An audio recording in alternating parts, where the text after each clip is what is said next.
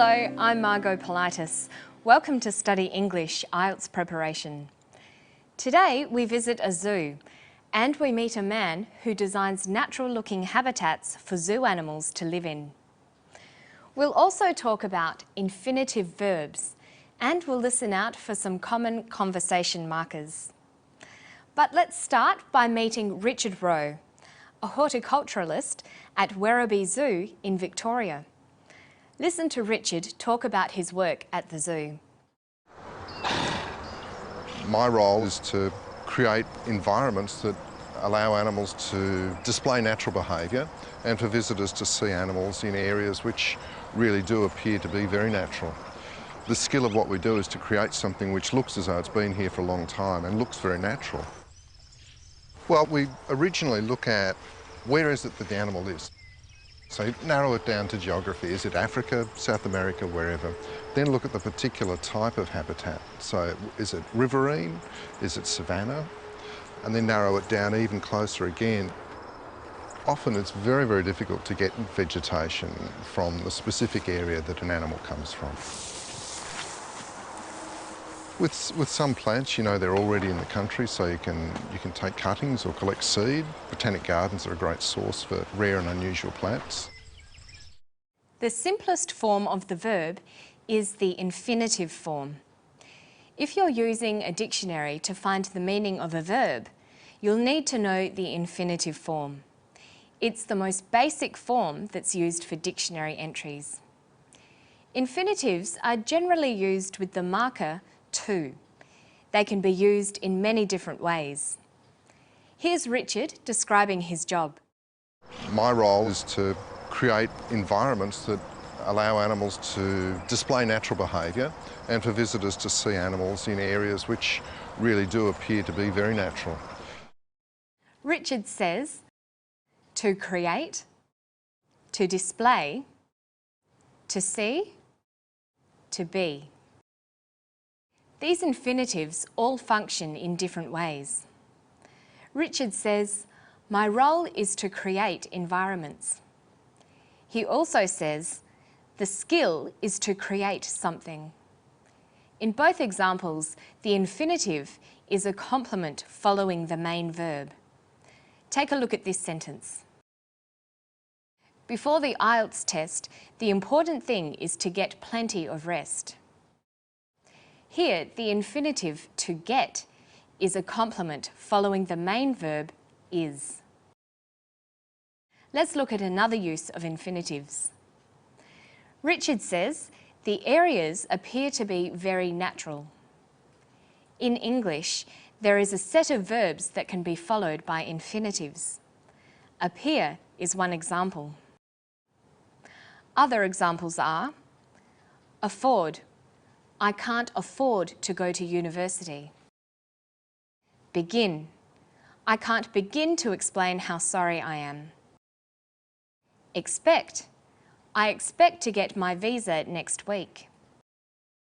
To use these correctly, you should learn the list of verbs taking the infinitive. Now, let's look at the third way Richard uses infinitives. He says, zoos allow animals to display natural behaviour, and they allow visitors to see animals. In English, there is a group of verbs that can be followed by an object and an infinitive. Allow is one example. You could write, her parents wouldn't allow her to stay out late. Some other examples are ask. The professor asked him to explain the answer. And encourage. Encourage the IELTS students to do more practice tests.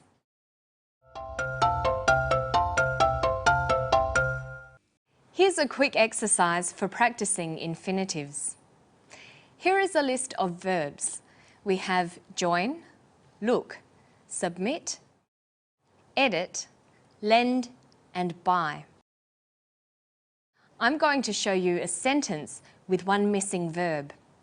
You'll need to work out the right verb and the right construction to fill in the space.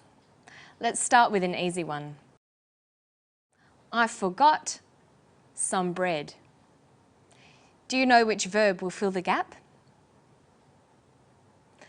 The completed sentence is, I forgot to buy some bread.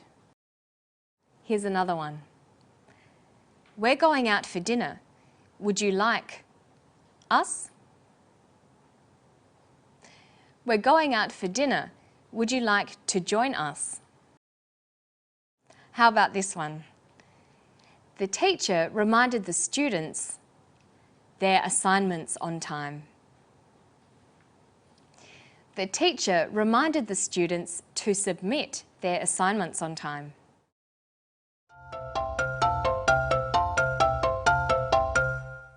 In spoken English, there are a number of words we use to help manage our speech.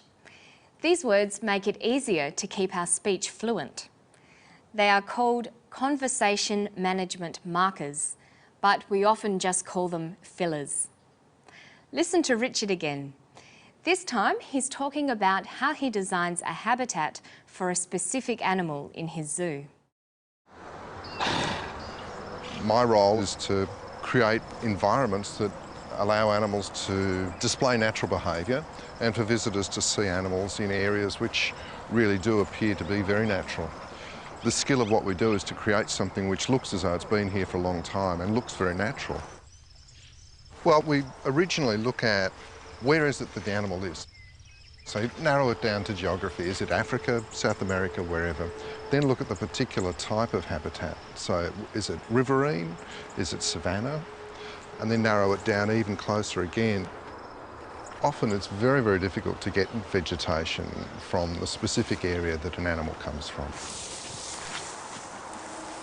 With some plants, you know, they're already in the country, so you can take cuttings or collect seed. Botanic gardens are a great source for rare and unusual plants. Did you notice where Richard used the words well, so, and you know? It's important to understand how and why these words are used. Let's take a closer look at each one. We use the word well to indicate that we are considering or thinking about what someone has said. Richard uses well to begin his response to a question. He's about to take up the topic, so he's thinking about what to say. Well, we originally look at where is it that the animal is. Next, Richard uses the words you know. We use the phrase you know to create a sense of intimacy by asking the listener to agree or show that they understand. Richard says, you know, because he wants the person asking questions to show that he or she understands what Richard is saying. Like this. With some plants, you know, they're already in the country, so you can take cuttings or collect seed. In that clip, Richard also used the word so. We use so to indicate that the things we are saying are connected. Richard uses so a number of times to connect the things he is saying and to show that they are all related to the questions he is answering. If you listen to native speakers' conversation, you'll hear these words often. You might also hear words like okay or right. It takes practice, but in time you'll be able to sound more natural by making them a part of your speech too. And that's all for Study English today.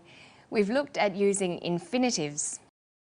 And then we talked about conversation management markers and how to use them. For more practice on today's topics, go to the Study English website. It's at abcasiapacific.com/studyenglish. I'll see you next time. Bye-bye.